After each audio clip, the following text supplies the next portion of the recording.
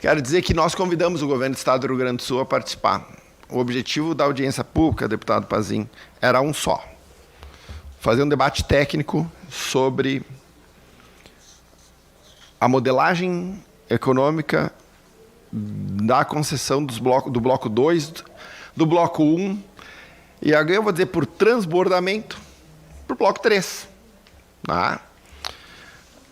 Um debate que o governo do Estado do Rio Grande do Sul se nega a fazer. Eu assinei, Michael, a CPI, então logo o deputado Paparico a protocolou. Tá? Então não fui o primeiro a assinar, porque o meu gabinete entendia que ao assinar a CPI o governo não viria a esta audiência pública fazer o debate. O que a gente já sabia que ia acontecer. Mas nós entendemos que a ausência do governo do Estado do Rio Grande do Sul para qualquer debate técnico, não político, sobre se quero, se não quero, mas sobre a modelagem deles, revela quem tem medo no debate. Não é o parlamento, é o governo do Estado.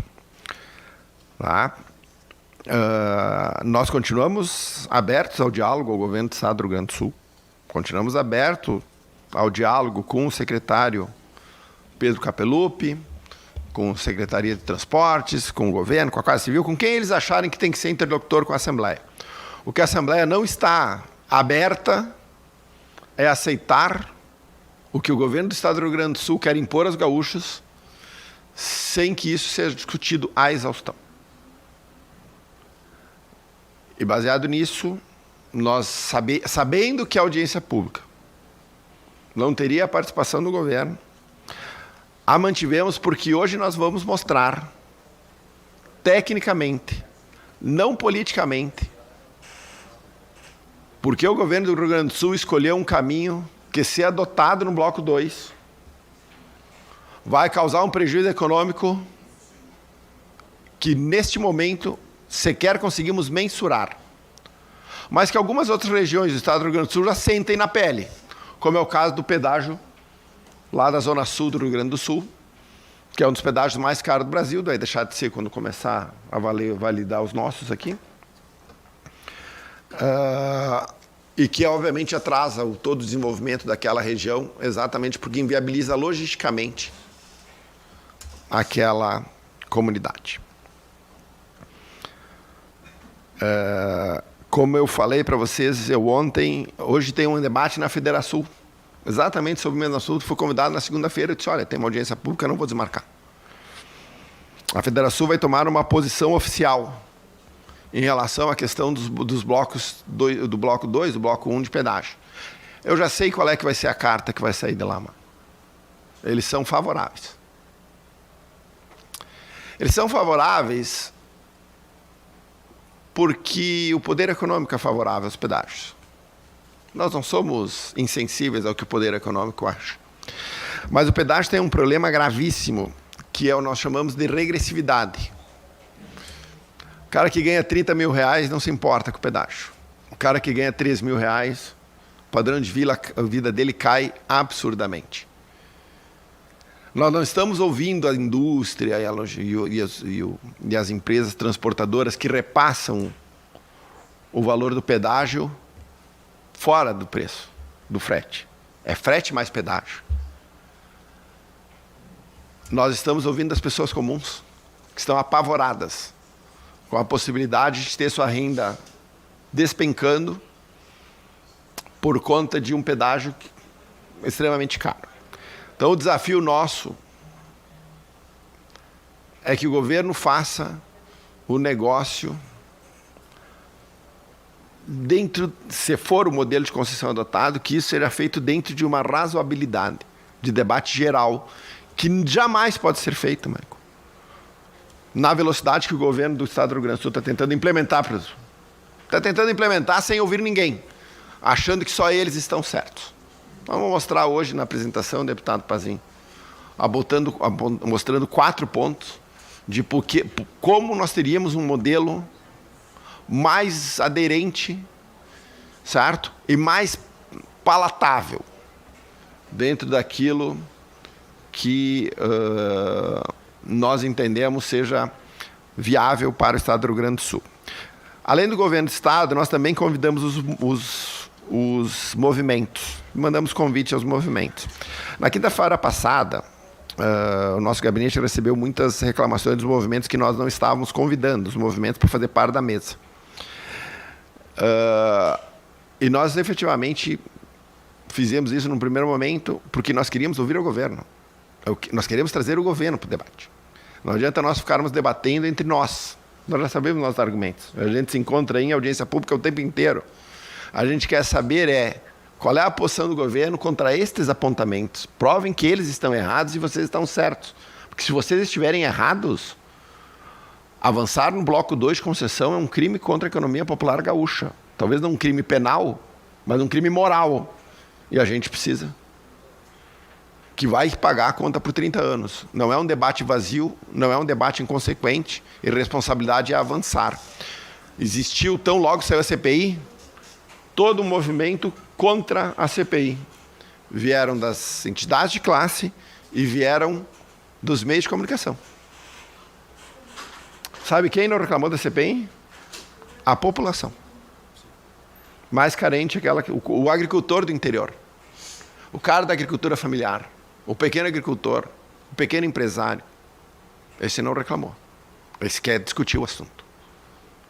Então nós vamos discutir o assunto. O povo gaúcho tem que saber que nós estamos do lado deles. Eu vou passar a palavra para o deputado Guilherme Pazin. Depois a gente passa para o Mário. Obrigado, presidente Cláudio, presidente dessa audiência pública. O senhor comentou sobre o poder econômico, né, não participar. E eu vejo que está existindo uma guerra de versões muito evidente nestes assuntos. E me parece que o secretário da Reconstrução Gaúcha, que é a pasta que versa sobre os processos de concessões, porque antes ela era de Secretaria de Parcerias Estratégicas do Governo do Estado, motivou toda essa guerra de versões. Quando, em uma entrevista em um veículo de comunicação aqui da capital, afirmou que aqueles que forem contrários ao modelo de concessões de rodovias apresentados pelo governo do estado são contra o Rio Grande do Sul. Isso fere a honra e a dignidade do parlamento gaúcho, porque a nossa função é fiscalizar, a nossa função é essa. E essa tese, ela permeou muitas entidades aqui do nosso estado, levando a crer que qualquer movimento que vise a correção dos rumos de um processo que nós estamos detectando algumas falhas é ser contra o processo. Veja, eu não sou contra concessões, o Michael sabe disso, a gente já falou há muito tempo. Eu não sou contra a concessão, eu não sou contra a privatização. Agora, não é porque eu sou favorável ao modelo que eu preciso aceitar o projeto ruim. E nós conversamos bastante sobre isso. O senhor é um liberal. Eu sei que pensa da mesma forma como eu estou pensando para fazer as manifestações sobre os blocos de concessão do Estado. Não é porque a gente tece críticas a pontos que são apresentados pelo governo do Estado que a gente é contra a ferramenta. E muitos estão propagando que quem critica o bloco, quem critica o processo de concessão do Estado é contra a concessão. E a gente precisa deixar muito claro, inclusive para as federações empresariais. Inclusive para as federações empresariais. Nossa função de criticar, buscar melhorar o projeto é porque nós temos compromisso com o povo. Nós somos eleitos pela população do Estado do Rio Grande do Sul para legislar, sim, mas fiscalizar e garantir o melhor futuro para o nosso Estado. Esse é o nosso compromisso. E aqui não está afirmando alguém, eu não estou afirmando que o governo do Estado é contra esses objetivos. Não estou falando nada disso. Agora, nossa função é fiscalizar e detectamos muitas questões que precisam ser respondidas ou se não respondidas, precisam ser mudadas. Então, me parece que o afastamento de algumas entidades empresariais do debate está se dando por isso. Porque eles estão acreditando que somos contrários a qualquer tipo de concessão. E, da minha parte, não é verdade. Sei que da sua também não. Então, quero parabenizá-lo pela audiência pública e vim aqui para atentamente colher mais informações, compreender mais, porque lá na frente nós vamos ter que tomar posições. Então, parabéns. Obrigado. Michael, movimento pedágio não. 5 minutos regimentais. Primeiramente, eu quero saudar o deputado Cláudio Branchieri, deputado Pazin, em nome dos deputados, saudar a todos os presentes. Eu, como representante hoje do movimento RS Pedágios Não, fico muito triste, né, de mais uma audiência pública promovida por deputados ou então por vereadores e não temos a presença do governo do Estado. Isso nos entristece porque lá no fundo a gente sente que o governo do Estado não está valorizando a opinião, a voz daquele povo mais pobre que mais vai sofrer com o pedágio. E eu não falo isso para comover ninguém, não, é a pura realidade. A gente traz isso porque a gente conversa com as pessoas todos os dias. Onde a gente chega, o pessoal já diz, chegou o rapaz ou a moça do pedágio. E com isso a gente debate, explica e todo mundo fica horrorizado com o que se passa. Na última audiência pública que eu participei, promovida pelo governo, o próprio secretário Capelupi, quando ele fala em duplicação, aí tinha um trecho aí de 30, vou arredondar para 30 quilômetros, e ele falou assim, nós vamos duplicar o trecho de tal cidade a tal cidade, são 60 quilômetros. Alguém na audiência corrigiu ele, não, peraí secretário, mas são 30 quilômetros entre as cidades. Ah não, é que a gente considera ida e volta. Então a gente se sente mais enganado ainda, porque na hora de falar sobre a obra, eles consideram a ida e a volta. Na hora de falar o preço da tarifa, que já é caro, eles consideram só a ida. Então, nos transparece por parte deles que eles tentam ludibriar a informação para que ela se torne aceitável, mas ela é inaceitável. A forma com que foi feito os levantamentos de tráfego de veículos, tudo. Se você pegar o relatório do TCE, o qual nós tivemos várias vezes lá com eles, dizendo, apontando da nossa maneira, nós não somos técnicos em rodovias, né? Mas qualquer pessoa que lê, tiver um mínimo de estudo, vai entender que está errado esse projeto. O projeto não se sustenta de pé. E eles vêm tentando colocar isso a todo custo, sem pensar em ninguém. Começou-se as audiências públicas do Bloco 2, em fevereiro desse ano. E aí o que aconteceu? Como fizeram a do Bloco 1 também, durante o horário comercial e em dias da semana. A do Bloco 1, inclusive, foi até pior, né? Fizeram na terça-feira, que é o dia que tem sessão aqui no plenário, impedindo que muitos deputados pudessem participar. E aí o que acontece? Nessas audiências públicas, na maioria delas, a maioria da população se pôs contra os pedágios. E eles diziam que se a população fosse contra, eles não fariam essa concessão. Então, mais uma mentira que foi dita para a população. E nós buscamos sempre conversar com o governo. Mas tentamos, o deputado Guilherme Pazin é prova disso, procuramos ele para tentar intermediar essa conversa direto com o governador, com o secretário, não conseguimos. Isso demonstra o quanto eles querem que a população participe, né? E nós trazemos isso da população. Durante todo o processo, né, teve as audiências públicas, depois teve aquela parte que eles fazem que eles recebem os e-mails, agora me fugiu o nome, né? E teve uma pesquisa por parte do governo. Essa pesquisa totalmente errada, induzida as pessoas a responderem o que eles queriam ouvir. E nós fizemos outra pesquisa mais transparente e o resultado foi de 95% contra os pedágios. Então, senhores, a gente se sente muito triste, né, em saber que o governo não pensa na população mais pobre. Eu não digo assim nem tanto a mais pobre, mas de classe média para baixo, porque são os que mais vão sofrer com o pedágio. Esses vão pagar a conta. Aí dizem porque os caminhoneiros não estão reclamando. É óbvio que não estão reclamando, eles vão repassar o valor para o frete. É trabalho deles, eles não vão tirar do bolso e pagar. Quem vai pagar é lá na ponta, quem comprar o alimento vai ter que pagar, e a gente se sente triste. A gente agradece, inclusive, aos deputados que nos apoiam. Eu digo nos apoiam a população como todo, não falo só do movimento, né? Como o deputado Pazin falou, o deputado Cláudio Branchieri falou, né? A população sofre com isso.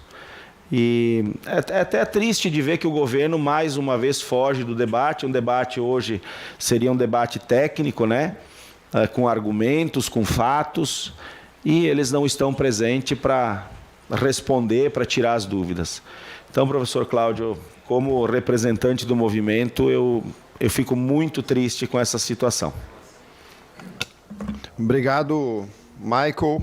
Bom, eu vou pedir para a Assembleia só projetar, fazer a apresentação. A gente vai tentar ser o mais didático possível. E o objetivo aqui, Michael, é o seguinte: tudo que era duvidoso, no sentido de isto aqui há espaço para debate público, nós simplesmente não colocamos. Nós só colocamos aqui coisas que são, no nosso entender, inquestionáveis do ponto de vista do debate. Questões técnicas, tá? Para que a gente possa entender por que cargas d'água, o edital do bloco 2 de rodovias tem que ser cancelado agora. Tá? E a discussão e o debate começa exatamente pelo relatório do TCE. Inclusive, fazendo ajuste no relatório do TCE, que também tinham alguns equívocos. São 5.000 páginas, deputado Halley, o modelo de bloco 2 de concessão.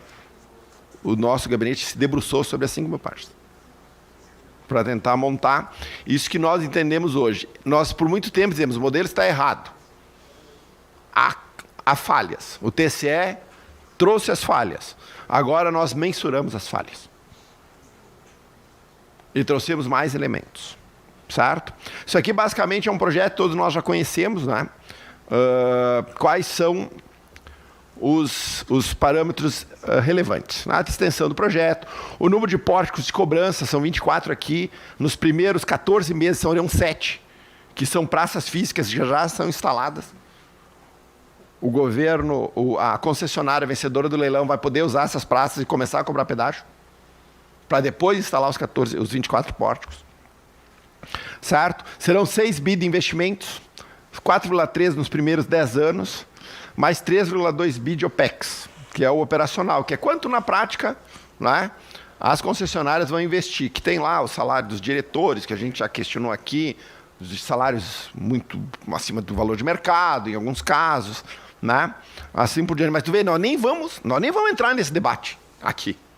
Eu vou dizer aqui quanto que o diretor dá, se é imoral, se é legal, não é este o objetivo, porque ele gera um debate que nós não entendemos. Nós temos o aporte, então, do governo do Estado do Rio Grande do Sul de 1,5 bi, e a TIR regulatória. E é esta TIR regulatória de 10,93%, que é o que o governo apresentou ao TCE, que encontra o maior problema, ou o mais grave problema, dentro da modelagem econômica, porque ela está errada. Quanto maior for a TIR regulatória, maior será a tarifa cobrada. Tá? E o governo apresentou uma TIR regulatória de 10,93.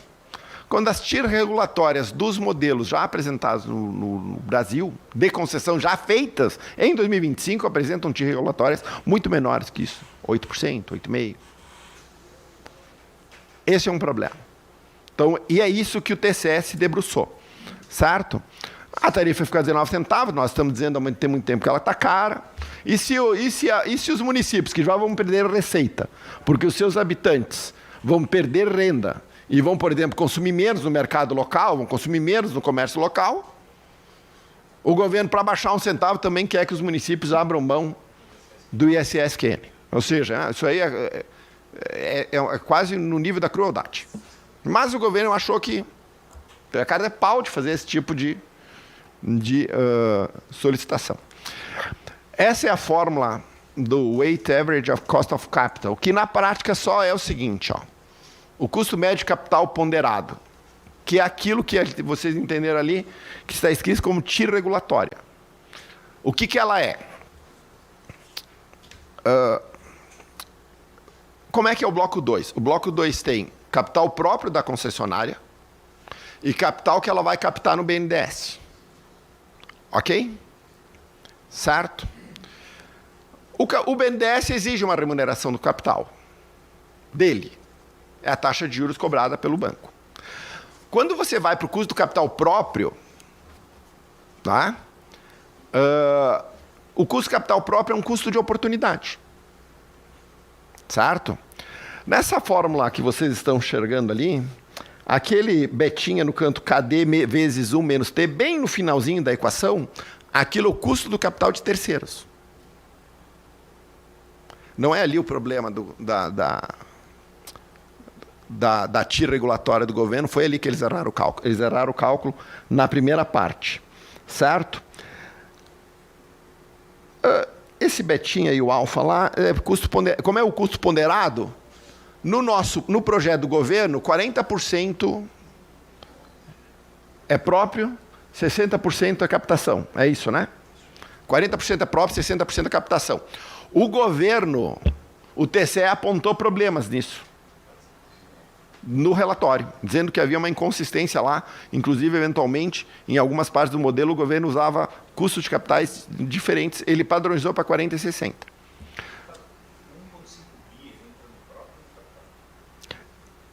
Ele entra fora. Ele entra como próprio. Ele não é de terceiro. Então, quanto é 40% próprio? 40% próprio. Qual é o percentual desses 40%? Tu põe 2,4%, tu estaria falando de 2,4%, seria estar falando de 900 milhões do terceiros. Do próprio da concessionária. E mais 1,5% do governo.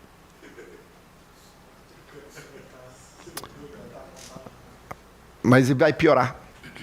Nós vamos mostrar quanto tempo a concessionária consegue operar com o capital do Estado. Qual é que é o ano que ele vai botar dinheiro do bolso para começar a fazer obras? Considerando, inclusive, a remuneração via Selic projetada pelo Banco Central, que o governo do Estado não colocou.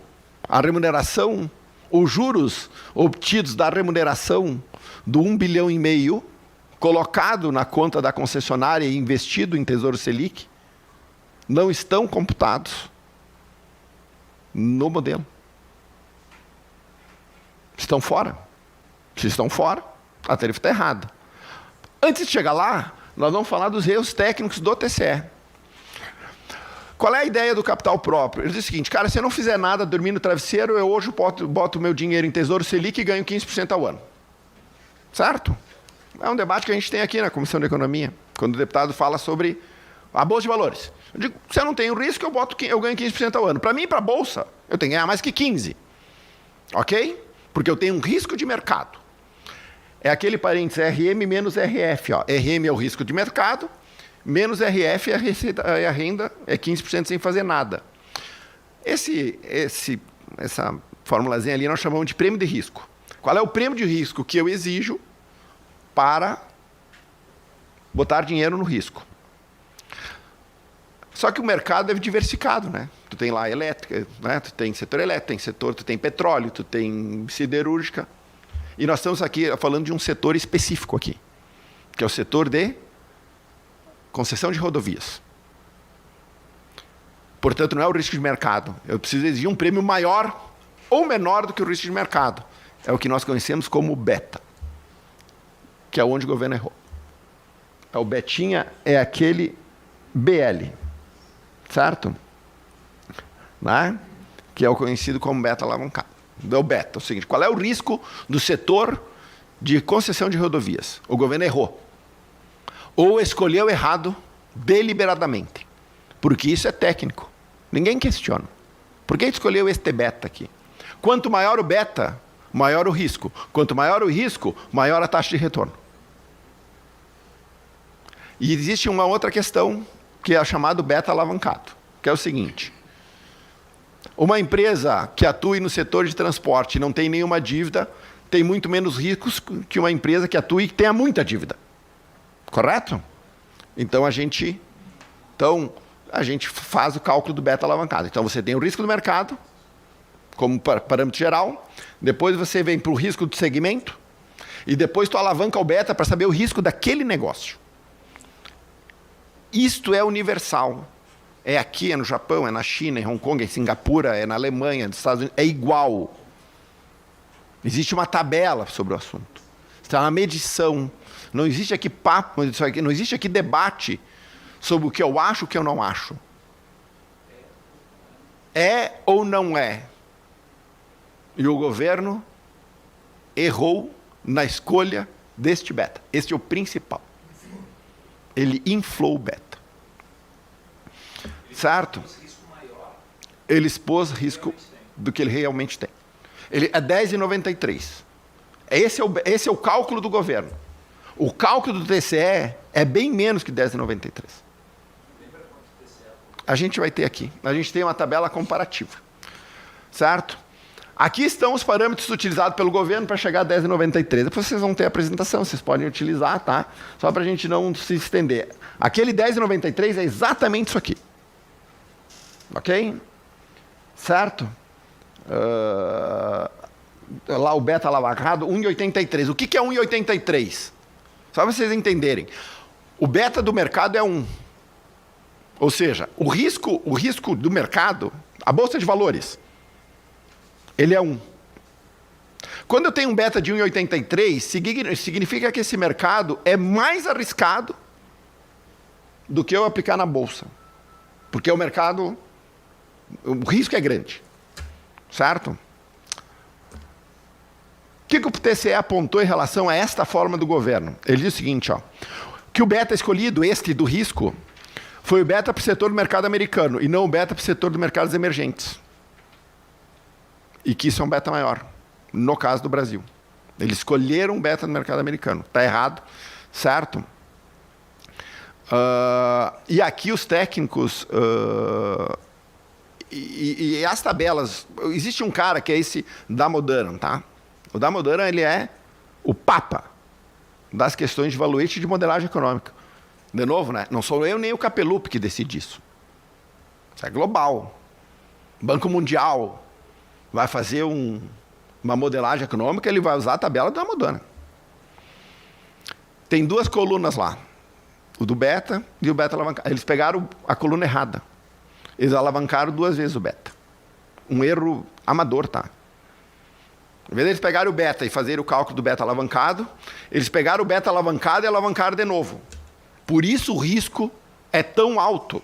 E por isso a taxa de retorno ficou em quase 11% em termos reais, tá? Acima da inflação. 11% que a taxa é o que eu dou dando de retorno pro... É quanto eu dou dando de retorno para a concessionária, ou exigindo de retorno, a taxa de exigência de retorno mínimo para que a concessionária aceite 10,93. Qual é o resultado? Só para vocês entenderem. Por isso que quando eu vejo o lucro líquido exigido pela concessionária, ele tem que ser 25% de tudo que ela fatura. Porque para que eu tenha um retorno desse tamanho, o lucro tem que ser absurdo. E para o lucro ser absurdo, o que eu tenho que ter? Tarifa cara. Esse é o erro. Esse é o erro. O TCE apontou, o governo ignorou, disse que atendeu e manteve a tarifa de 19 centavos. Achando que eu, o Pazinho, o deputado Halley, tem um cara de trouxa. Erraram. Na base. Certo? Aqui tem explicação, a gente vai encaminhando, né? O TCE recomendou, ó, Só uma desculpa lhe interromper. O senhor não tem a planilha do Paraná? Temos. Qual é o beta do Paraná? Eu não tenho a planilha aberta do Acre do Paraná. A gente não achou, sabe por quê? Eu vou lhe explicar por quê. Era bom ter, né? Sim, mas a gente olhou todas. Eu pedi para o Davi. O Davi fez essa comparação. O problema é o seguinte, ó. Nenhum deles, nós sabíamos de maneira clara se a TIR regulatória apontada era real ou nominal. E em não sabendo qual era real e nominal, nós não nos aprofundamos. E nenhuma nós encontramos, nós procuramos. Nós queríamos botar uma do lado da outra. Mas nós fizemos a comparação com o Paraná. E nós vamos falar a diferença do modelo do Paraná para o nosso e por que o modelo do Paraná é aqui alguma coisa que indicaria um caminho mais adequado. Mas eu só quero dizer o seguinte, ó. Até este momento, nós estamos falando de erros que para a pessoa comum pode ser complexo, mas para quem faz modelagem econômica, amador. Amador. Não é... É como se eu tivesse pinçado o beta e apostado que esse beta fosse maior. Eu escolhi um beta maior. Ao escolher um beta maior, ainda escolhi o beta errado, porque peguei o alavancado, que naturalmente é maior que o beta desalavancado, e ainda alavanquei o alavancado. Nisso tu para tudo. O que o governo disse, errei, mas a tarifa fica igual. Continua avançando, faz a publicação. Está errado. Talvez por isso que o deputado, o secretário Capelupi não queira participar da audiência, porque ele vai dizer o quê? Não vai dizer nada. Vai olhar e dizer, eu tenho que fazer a conta. De novo.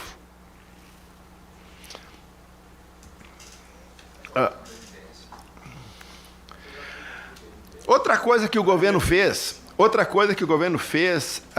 é o seguinte, ó, o que acontece? Se nós pegarmos o Brasil nos últimos 20 anos, por isso que eu defendo o deputado Halley como um coaching financeiro, que as pessoas apliquem renda fixa no Brasil.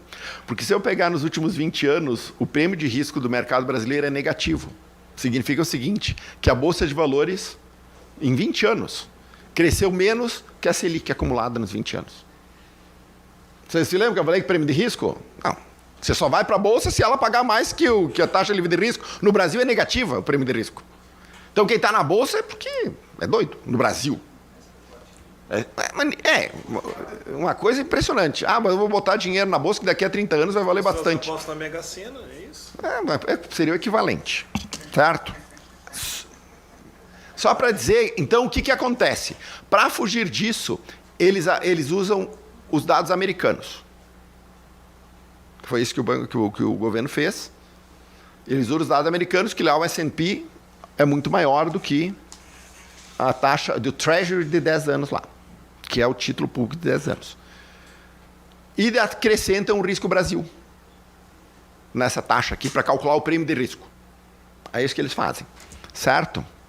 O que acontece? Quando tu pega a variação da Bolsa, pega o rendimento médio dos títulos num período qualquer, e você pega você pega o risco médio, país, eu presumo que tu faça o mínimo e pegar na mesma janela, né? Eu pego a variação do S&P nos últimos 20 anos, eu pego o retorno médio da renda fixa nos últimos 20 anos e eu pego o prêmio de risco país nos últimos 20 anos. Não. O governo pegou 3 janelas diferentes. Ele pegou o S&P uma janela, pegou o S&P 16 anos, o Treasury ele pegou 10 anos e o risco país nos últimos 11 anos. É como se eu tivesse escolhido janelas específicas favoráveis para aumentar o risco. Digo, tu tá de brincadeira comigo. O que eles pediram? Harmoniza. Porque isso, de novo, é algo amador. Como o governo, e veja bem, eu não posso discutir taxa livre de risco.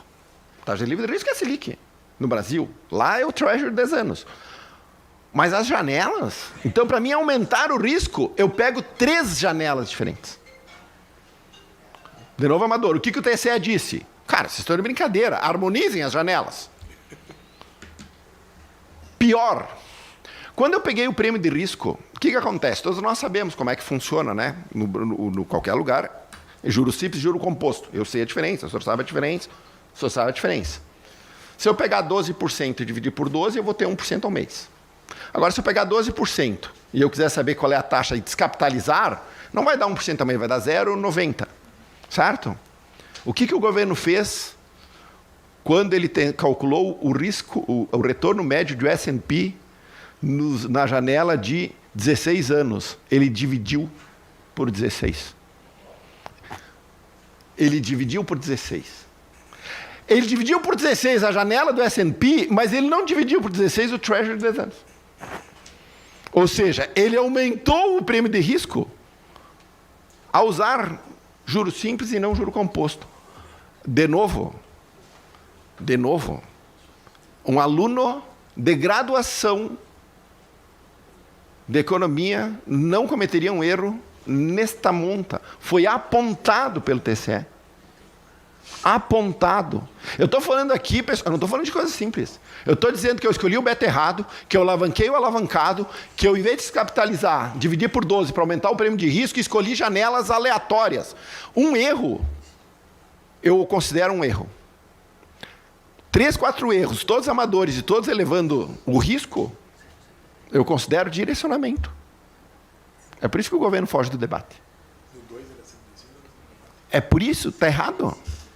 O governo fingir que isso é certo, não tem absolutamente nenhuma explicação. Está errado. E o governo fingiu que corrigiu e não corrigiu. Então, só para que a gente entenda, certo? A gente colocou aqui as metodologias de aferição e botamos aqui as recomendações do TCE, da taxa, de 10,93 para 9,17. Não fiz julgamento de nada. Peguei as recomendações e apliquei. Certo? Só que o S&P, nós não achamos o retorno do S&P do TCE, que era de 9,6. Não conseguimos achar. A gente pegou tudo que é janela. Fizemos tudo que é. E a gente não achou. A gente não sabe de onde o TCE tirou esse dado. Então a gente fez um ajuste no gabinete. Pegamos a janela mais alta que nós encontramos. Mais alta. Que é o rendimento do S&P entre 2024 e 2004. Botamos 8,22. Veja bem, o TCE é 9,60. Não existe nenhuma janela. Nenhuma. Que o S&P, na janela de 20 anos, que o S&P tivesse rendido 9,60. A não ser uma coisa meio maluca, que é uma média móvel mensal. Doido total. Que a gente desconsiderou. Então nós temos uma outra sugestão. Não era 1 a 21 deles? Oi? Não era de 1 a 21? 2001 a 21? Mas quando a gente pega 2001 a 21... Porque essa modelação ela foi... É isso. Quando a gente pega 2001 a 21, tu não tem 9,60. Não. Nós não achamos. Abaixo de 8,22. Isso. Então nós pegamos a de 2024, aplicamos a nossa. Cai para 8,37. E aí nós teríamos esta tabela de comparação. Vocês podem comparar, dar uma olhadinha. Veja bem, essa é a discussão. Nós só precisamos debater isto. Mas se eu saio de 10,93 para 8,37, nós estaríamos falando de um AC de 17,60. De uma tarifa por quilômetro de 17,60.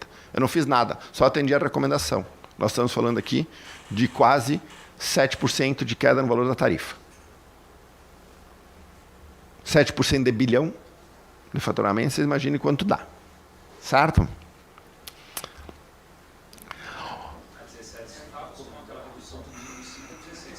Isso. Só que olha só, não há receitas financeiras no aporte do governo, no cálculo da tarifa. Está errado? Se eu vou botar dinheiro, e nós procuramos, o governo vai fazer 2 ou 3 aportes, não é tudo. Então aqui a gente parte, aqui sim é uma premissa, porque não temos informação do governo, transparência não existe. Mas é importante que a gente entenda aqui. O governo tem que botar 1,5 bilhões de reais, ok? Nós consideramos aqui no ato da assinatura do contrato. Não há o rendimento das aplicações financeiras no cálculo das tarifas. Só há 1,5 bilhão. Eu digo, tá aí. O cara vai deixar no caixa lá sem render nada. No colchão. Esse dinheiro é meu. Se eu botasse e fosse aportando. E isso nós fizemos. Mofar o dinheiro. Aqui nós temos o quê? Aqui que nós temos aqui? Nós temos um quadro com a taxa Selic média projetada pelo Copom, não pelo Copom, não, pelo relatório Focus. Não só nós estamos dizendo, isso aqui é a expectativa média de mercado. Nós temos ali o saldo aporte, 1,5 bi, né? Para 1 milhão. Onde vocês veem CAPEX, é o CAPEX, não é o PEX. É CAPEX, é dinheiro que vai para o asfalto. Eu não vou ficar financiando a concessionária para pagar salário de diretor. Certo? Quanto que eu tenho de investimento para cada um ano, segundo o cronograma de obras? Que a gente já sabe que ele não gosta de cumprir. Nós temos o rendimento de juros, que é o valor de 1,5 bi aplicado. E, obviamente, estamos tirando o pagamento de IR, porque o rendimento não é isento, né? Selic tem que pagar o IR ali. Ou seja, ao final de um ano, aquele 1,5 bi vira 1 bilhão 656 milhões. Os 156 milhões de reais de receita que eles vão obter com receita financeira não estão em nenhum lugar, principalmente não estão tirando da tarifa. E aí a gente foi fazendo. Então eu saio no ano 1 no primeiro ano com 1 bilhão 656 milhões de reais, eu tenho 406 milhões de CAPEX. Isso é investimento. No primeiro ano. Ok? Botei o CAPEX total aqui, né? O total. Eu vou ter o rendimento, vou ter que pagar o IR, eu vou ter 1 bilhão 395. Olha só. De 0 a 1, de 1 a 2, 2 a 3. Eu vou pagar. Isso, eu estou usando o ano 0, ano 1, ano 2, ano 3, ano 4, ano 5, que é o como o governo coloca, tá? Certo? Eu só vou começar a tirar dinheiro no 6º ano. Do bolso. Baseado na. Que baita negócio. No cronograma de financiamento das obras do governo. Não é um negócio da China. Nada disso está colocado. Então, como isso está colocado no projeto, ninguém sabe, as receitas financeiras não estão lá. Nós fizemos o cálculo de como seria o pedágio se nós tivéssemos corrigido o AC e calculássemos nas receitas financeiras uma nova tarifa de pedágio. E essa é a tarifa 15,76. Já estamos chegando perto de 14. Certo? Ou 16, quase 17% a menos do que a tarifa que o governo está dizendo hoje que é barata. Isso aqui é um problema. Nós fomos atrás, o VDM, a gente sabe que é o valor diário médio de automóveis, é o fluxo de automóveis. Só para nós termos uma ideia, o bloco 2 são 75 mil, o VDM é de 75 mil carros, eu vou botar números redondos aqui, 74.869, o bloco 1 é 113 mil. Olha o VDM do lote 4 do Paraná, 197 mil. Só para nós termos uma noção, tá? O estado do Paraná tem 9 milhões e meio de veículos automotores. O Rio Grande do Sul tem 8,5. São 12% da diferença. É isso, né? Basicamente é isso. O que justifica eu ter um VDM aqui de 75 mil carros e eu tenho um de 197.700 num lote 4, que tem basicamente a mesma configuração do nosso. Só investimento maior. Ok? Essa pergunta eu vou deixar muito clara aqui, certo? Mas só para vocês terem uma ideia, no ano 30, o lote 4 prevê 400 mil veículos de VDM e o bloco 2, 142 mil. O crescimento é parecido. Ó. Uma vez, em algum momento, a gente chegou a discutir se o crescimento do fluxo diário do estado do Rio Grande do Sul estava de acordo com o crescimento da frota, da população, se o governo não tinha errado no crescimento. A primeira ideia que nós tivemos é que estava errado, a gente foi atrás, ela está, digamos assim, em linha com o crescimento de fluxo médio diário dos outros polos. Então, aqui não é o problema. O nosso problema está no VDM aferido. Certo? Nós já vamos falar sobre a metodologia.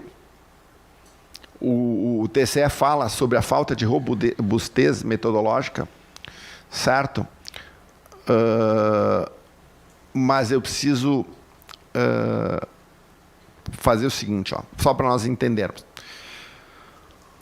O VDM no estado do Rio Grande do Sul, deputado Haller, foi calculado foram 3 dias de medição, uma única vez,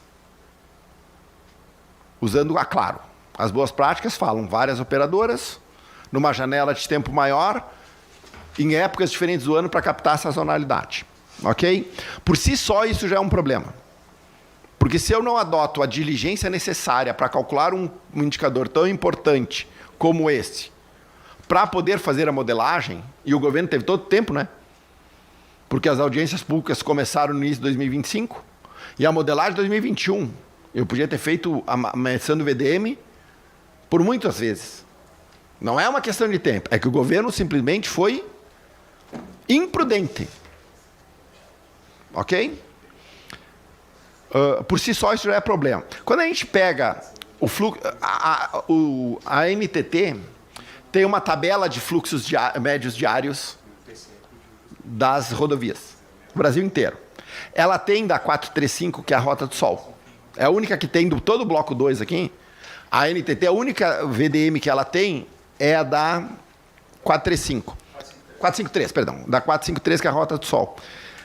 E a 453, inclusive, está em linha com a tabela da NTT. Então, ali não seria um problema. A gente está com um detalhe aqui. Mas olha só. Nós temos uma questão que é o modelo de concessão. Por que o modelo do Estado do Paraná, no lote 4, cujo custo da tarifa é de 11 centavos, tem um VDM de 197 mil carros e nós só temos 75 mil? Porque lá o modelo é misto. Eu junto rodovias estaduais com rodovias federais, a partir de um convênio do Estado do Paraná com a União, num modelo de pedágio que é novo, que foi aprovado pelo agora governador Tarcísio, que é de São Paulo, em 22, feito todo o processo, inclusive com a aprovação do TCU, para o TCU dar ok para esses convênios, aonde eu junto empresas rodovias estaduais e federais, que tem muito mais fluxo. Nem toda rodovia federal tem mais fluxo. Mas as escolhidas pelo governo do Estado do Paraná têm fluxo suficiente para conseguir baixar a tarifa lá. E aí o governo do Estado do Paraná fez o convênio, todos os lotes de lá são baseados nesse modelo híbrido, ora estatal, ora federal. Tá? E aqui nós simplesmente ignoramos. Se, por exemplo, nós pegássemos um trecho da 116 e incluísse no bloco 2, tu já teria um aumento de VDM significativo. Você passaria de 75 mil para 110 mil de VDM. 108.491. O que nós estamos tentando alertar aqui, deputado Pazinho, é o seguinte, ó. Nós temos que parar a discussão, olhar as rodovias dos blocos integrativos, quais as rodovias que se integram aos blocos, juntar as federais para que o VDM seja efetivamente competitivo. Certo? Se nós utilizássemos, por exemplo, nesta amostragem aqui que nós pegamos, de um trecho da 116, junto ao bloco 2, nós poderíamos chegar numa tarifa de 14 centavos. Veja bem, é possível.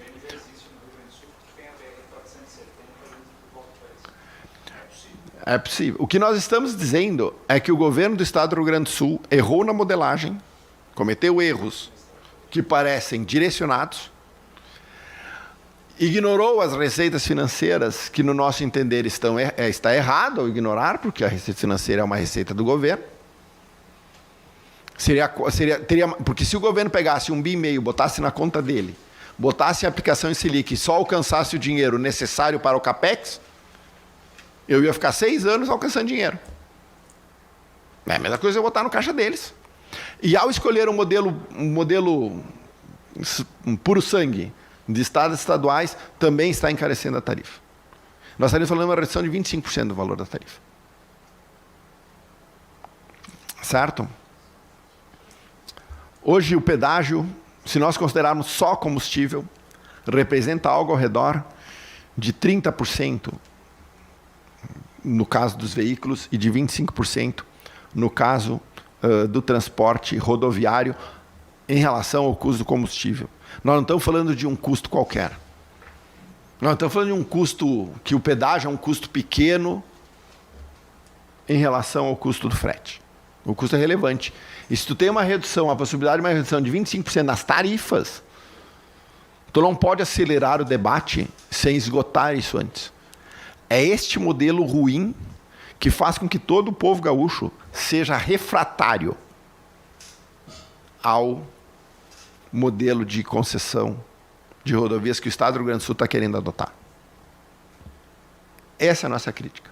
Não tem a ver, deputado, com as concessões. Tem a ver com um modelo ruim. É o que nós alertamos desde o primeiro momento. É o que nosso gabinete apurou. Nós entendemos que o governo do Estado do Rio Grande do Sul tem que corrigir de verdade os apontamentos do TCE. O governo do Rio Grande do Sul tem que voltar a medir o VDM de maneira mais responsável.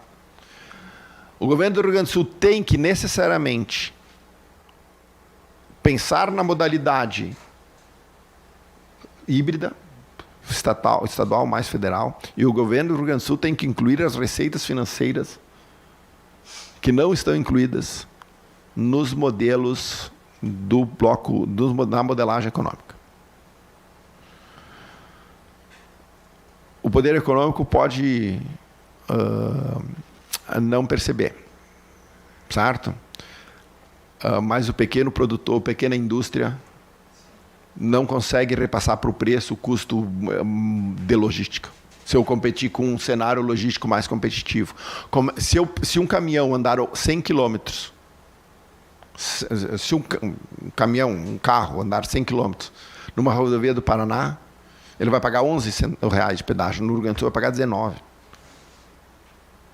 Nós estamos falando de 40% a mais.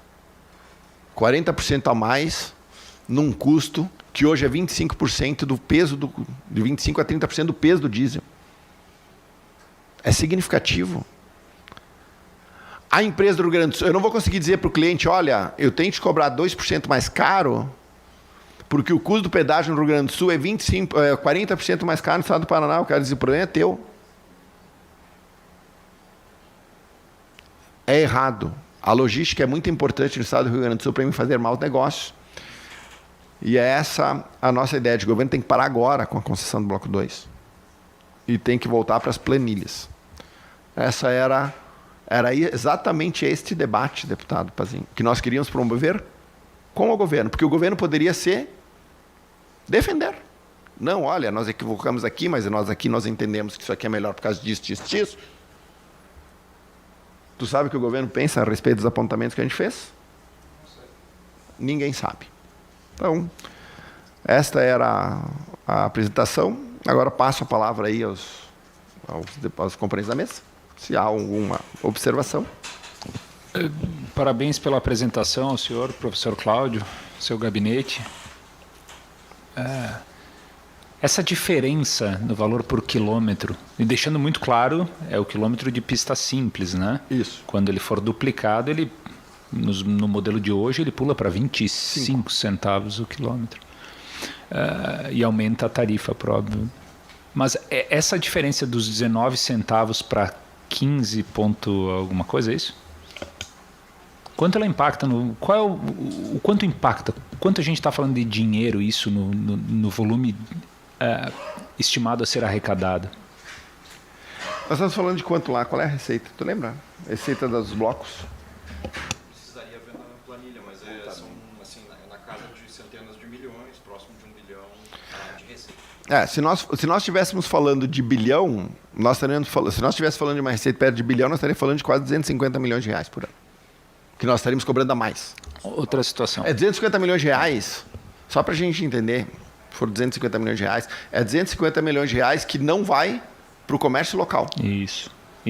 Que não vai para a agricultura familiar. Isso. É que deixa de movimentar na economia. Isso. Local, microeconomia local. Isso. Ela impacta o consumo e a renda direto da população. Não é o poder econômico. Perfeito. Mais uma situação. Senhor, agora uma pergunta não para o colega deputado, e sim para o economista. Nós estamos falando que o volume de investimento, 60% do volume de investimento, ele vai se dar com recurso captado. Isso. Por parte da concessionária. 40% receitas próprias e recurso do 1,5 bi do governo do estado. Bom, 60% do volume de investimento feito pela pretensa concessionária vai ser de recursos captados. Nós estamos vivendo um momento em que a Selic está a quanto agora? 15%. 15%. O senhor acha inteligente propor um negócio de 40 anos, sendo que o valor da tarifa ele considera o recurso captado, o custo do recurso captado? O senhor acha inteligente fazer um negócio hoje? Não. E não é só por causa do custo de captação, tá?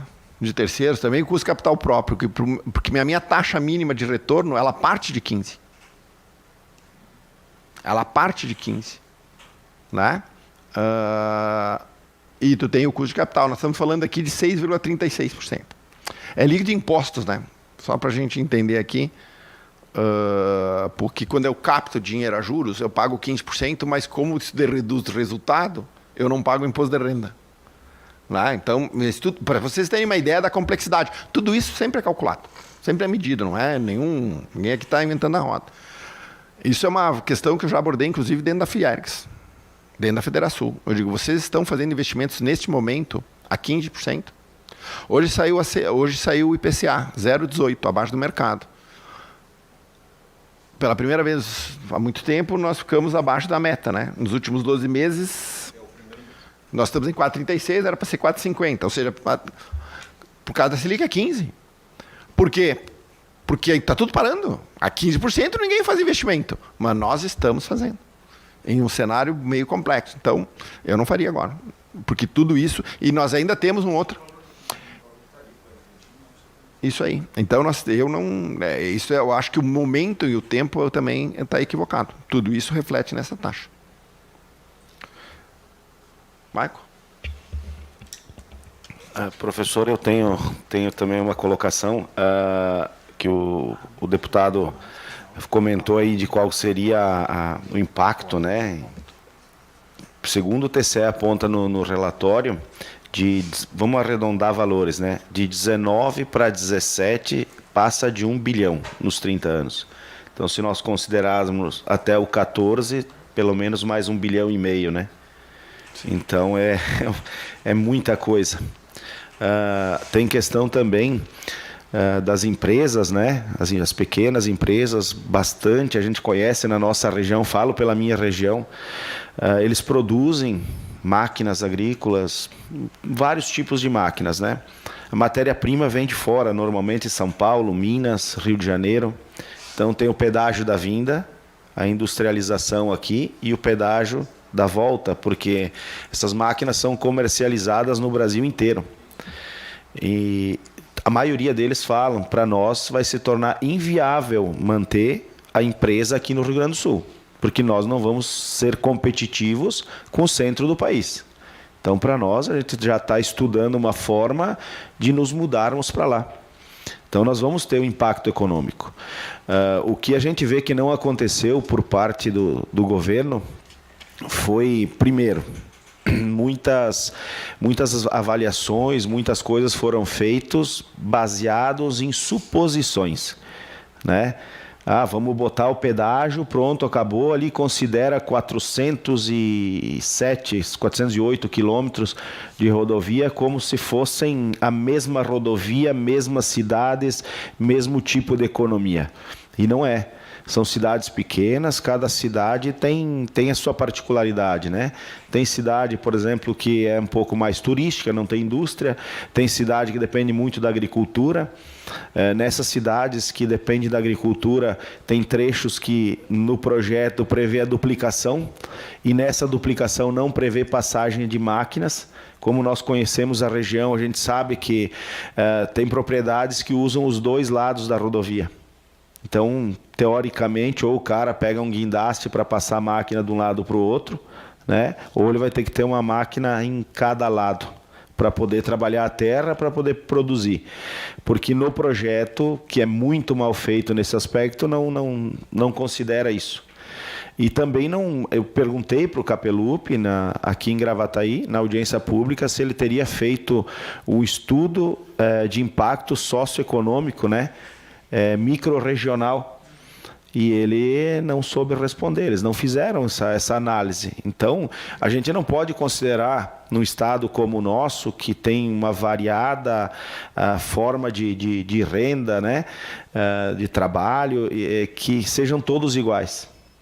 Por exemplo, nós pegar a nossa rodovia de Nova Prata até Casca, vai ser difícil eles encontrarem lugar para pôr o pórtico, porque a rodovia é estreita, né? As margens delas são estreitas e não tem previsão de Nova Prata a Nova Baçã, não tem previsão nem de terceiras faixas para resolver. Tem alguns pontos que precisariam, né? E eles retiraram isso do projeto.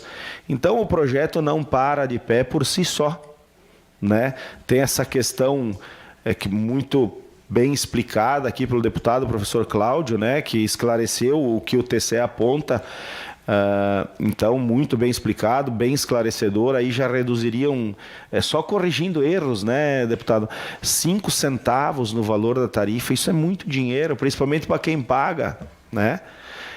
Então, além disso, tem toda essa deficiência técnica, não econômica, mas aquela operacional dos lugares, né? Talvez assim, o governo não deveria ter planejado algumas rodovias como botar pedágio em alguns trechos aí, porque eu acho que é inviável para a população, né? Não vai ser feito obras, vai ser feito um recapeamento e nós vamos pagar a mesma coisa que se tivesse obras, porque o custo por quilômetro vai ser o mesmo, né? É complicado isso, né? E a gente também, eu sou formado em engenharia elétrica, não nessas fórmulas, mas a gente faz bastante cálculos também.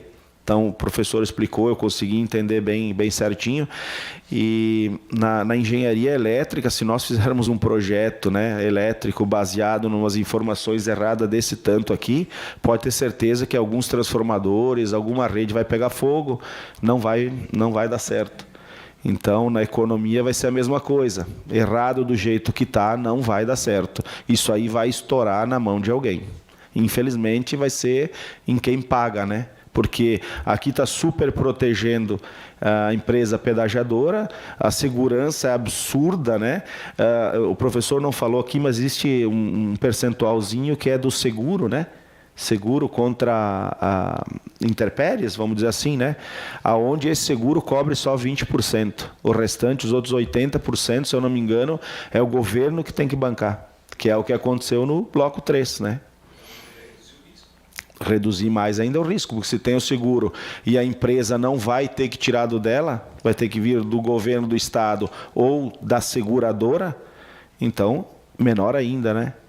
Então eu como representante do movimento, agradeço o professor Cláudio pela belíssima explicação. Claro, ele se deteve exatamente aonde é a parte técnica, o erro mais grosseiro, vamos dizer assim, mas se as pessoas pegarem e analisarem todos os apontamentos do TCE, tem muita coisa aí que é absurda, que entra já na parte política, né? E a gente fica até, né, sem palavras para justificar uma coisa dessas. Em querer colocar uma concessão em rodovias de uma forma que não prevê o risco de quem paga. Porque eu acho que o mais importante é você proteger o pagador, né? Não aquele que recebe. Aquele que recebe está garantido aí. Então, vamos pensar um pouquinho no povo também, né? Não só na empresa que vai cobrar o pedágio. Se alguém quiser fazer mais alguma consideração, a gente pode botar também o microfone à disposição. Mais, deputado? Então, nada mais havendo a tratar, agradecendo a presença de todos, então, declaro encerrada a presente audiência pública da Comissão de Economia, Trabalho, Desenvolvimento Sustentável e Turismo, às 11h37. Muito obrigado a presença de todos.